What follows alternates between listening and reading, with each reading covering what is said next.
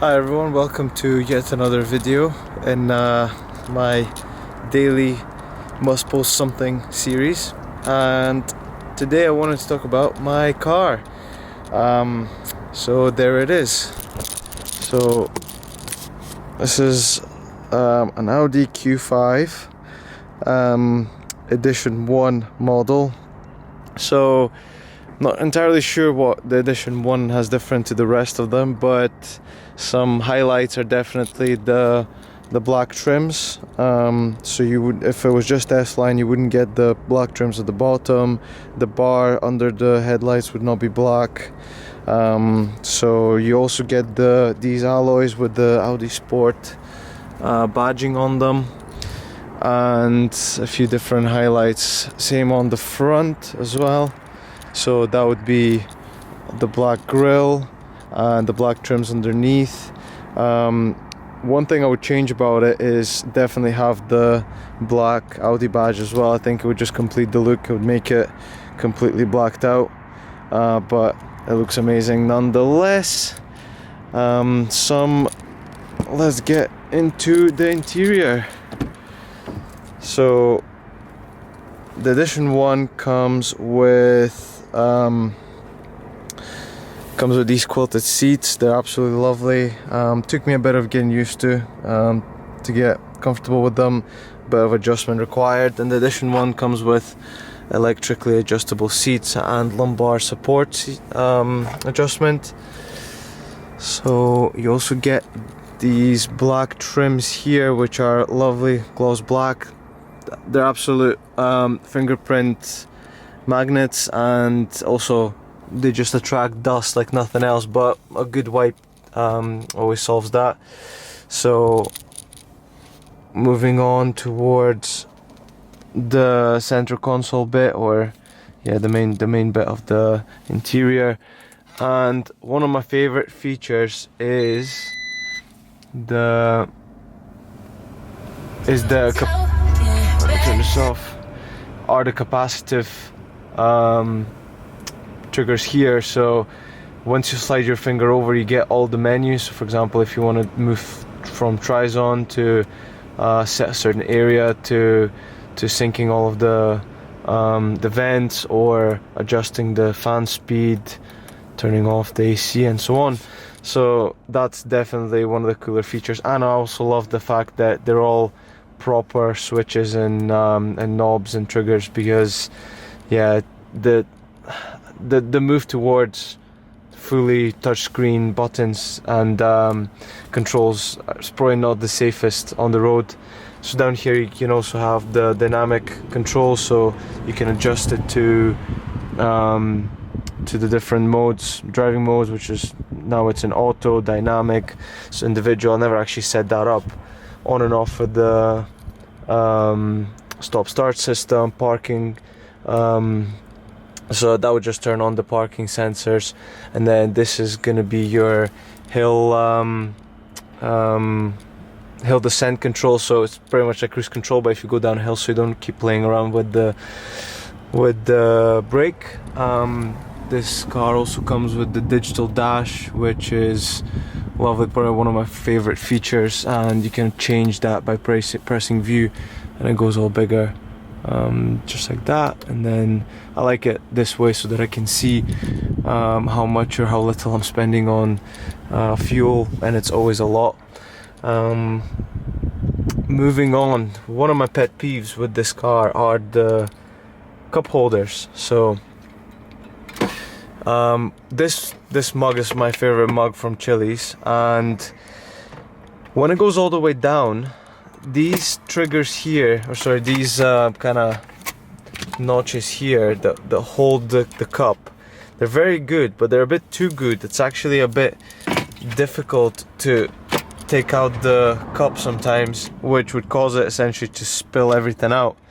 But I've got a cup from Costa in comparison, and that one's alright. It keeps it in place, and it's not an issue moving it up and down, but that's just very specific to that car, to that cup. Next you've got a cubby space here, and you've got this space here, which I found a use for it because my wallet fits right in. and it's exactly that space, but anything else would not fit. I'm not sure what that's for. And this space here, still no idea what exactly it's for, but I always just keep my phone in there like that, my second phone for work.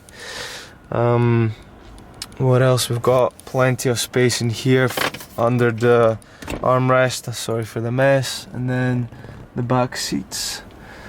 Yeah, it's a gorgeous car. Cannot fault it. I've always been extremely happy with it. So what is the Q5 like to drive? Well, in this version, the petrol version with 265 horsepower, you're never going to be short on power. You're never going to be short on traction. Getting off at a roundabout is effortless. The power's always on tap. It's always ready to go. You need to be in sports mode though, most of the time if you want to do some quick overtakes or get off the line quickly, but it'll never leave you stranded for power, that's for sure. It's also very confident in terms of the reliability with, you know, traction control, and the four-wheel drive has never let me down. Going around tight turns and so on, it always kind of manages to pull you together. It feels like a much lighter car to drive, even though it's a massive SUV that's quite tall off the ground as well. And to be fair, having that confidence has actually gotten me in sticky situations driving other cars. Picking up my mum's Golf, I drove it from the dealership, and just even approaching the first roundabout, I could kind of not understand why the car wasn't behaving as I was expecting it to, just because I was used to the infinite traction that the Q5 has. So from another side though, it's very predictable. It's not going to be the most exciting drive in the world, but no matter what you throw at it, it will do it, and it'll do it really well.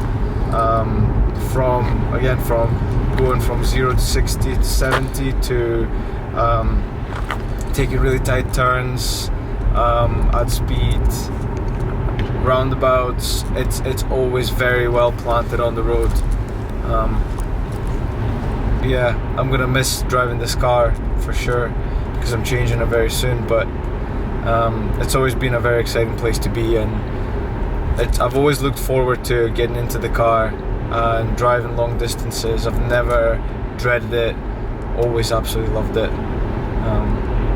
Yeah, and if I could buy a car that would drive forever, especially in a city environment, I'd absolutely love to have a Q5 for very long periods of time. I mean, I've driven 17,000 miles in this car, so I can comfortably say that this is the type of car that could cover you for all bases, between the space, the reliability, the comfort. Although, saying something about the comfort, having been in this car for long periods of time, very long drives, before I got to grips with the driving position and the seat, I had issues with my back and lower back, and then it kind of extended further down towards my hip and down towards my right glute, and it was very painful until I sussed out how to actually adjust the seat and make it in a way that it would actually be more comfortable for longer periods of time. But once you figure that out, I've never had issues with this seat ever since. Yeah, I'm just driving through towards East Lothian, and the views are just incredible. It's a very cold morning, it's -2, and it's still sunny, it's a bit misty, it's gorgeous. But this is exactly when this car shines the best, when the traction isn't, 100%. Other cars might struggle, or again, taking wide roundabout turns, bends and so on. This car is just very well planted. The tires are very wide, so they always carry the car with confidence. What else can I possibly say?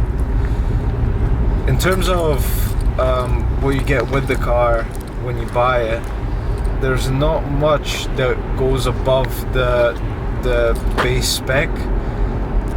So this is the Edition 1, and it gets all the nice black trims and the gloss black trims inside the car, but outside of that you don't get much. You don't get stuff that much cheaper cars would get, like a Golf would always get proximity control for the cruise control and so on. This car doesn't have that, so if you put the cruise control on, it'll just keep going until, even if it plows into the car in front, although it does have active brake assist, so it will stop if it senses that you're gonna get into a crash. But it's just little comfort things that you're used to from other cars.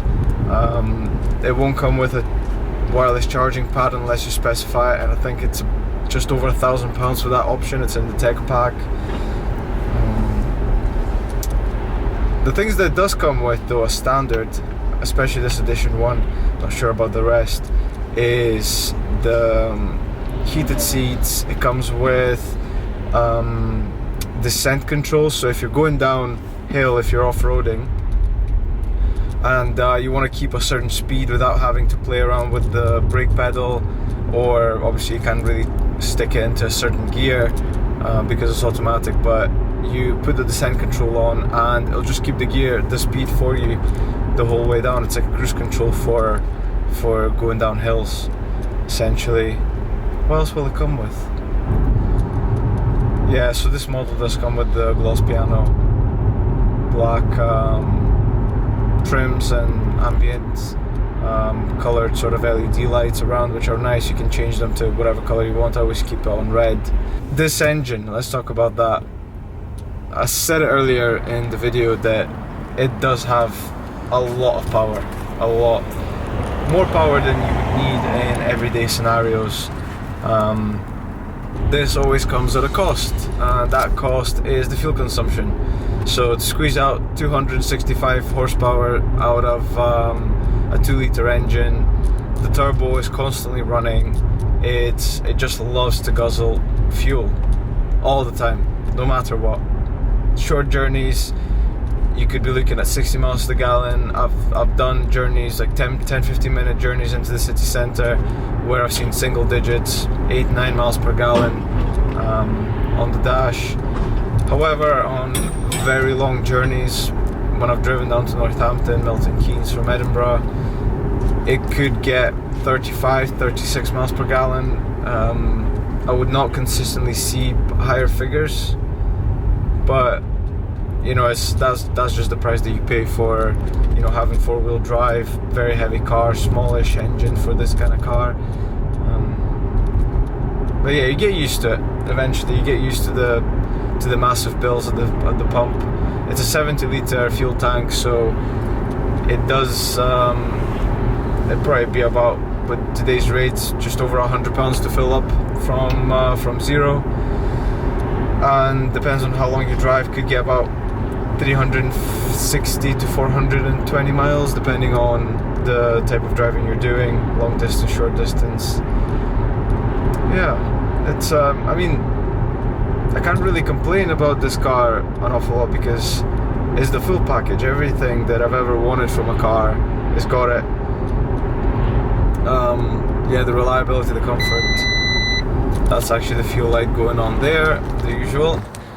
Incredible car, really, to have around. And yeah, you can tell that it's a very frosty morning today. The roof is still frozen, and I've been driving for about half an hour, 40 minutes. Yeah, thank you so much for, I think that's pretty much all I've got to say, and thank you so much for tuning in to this other video, to this new video, and I'll speak to you soon.